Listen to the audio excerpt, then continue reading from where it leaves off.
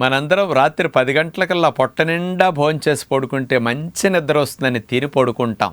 ఉదయం 5-6 గంటలకు ఎప్పుడో నిద్ర లెగుస్తాం. పడుకున్న దగ్గర నుంచి నిద్ర లేచే లోపల ఎప్పుడైనా మీకు గాఢ నిద్ర పట్టిందా అని ఎవరినన్నా అడిగితే అందరూ చెప్పే సమాధానం ఎప్పుడండి? తెల్లవారుజామున 4-5 గాఢ నిద్ర పడుతుంది అంటారు.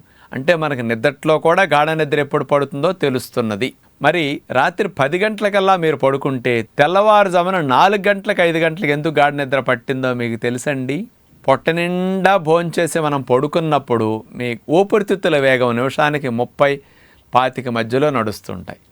గుండె వేగం కూడా 70-75-80 మధ్యలో నడుస్తూ ఉంటుంది పొట్ట నిండా తిని పడుకున్నప్పుడు.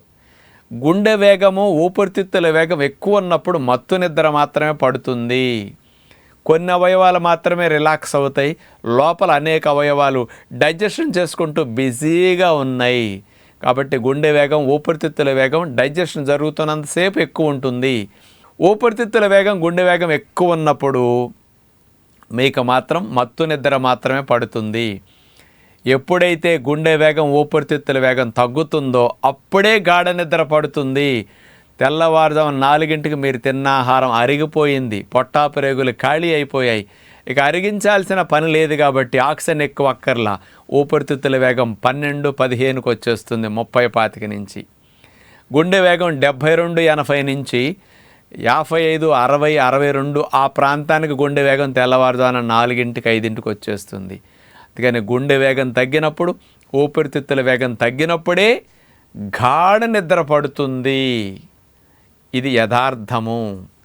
కాబట్టి మీరు 10 గంటలకల్లా పడుకున్న దగ్గర నుంచి మీరు గాఢ నిద్ర పట్టాలన్నా 6-7 గంటల గాఢ నిద్ర మీకు రోజు మంచిగా అందాలన్నా మీరు సాయంకాలం 6 గంటలకల్లా డిన్నర్ తినేసేయండి.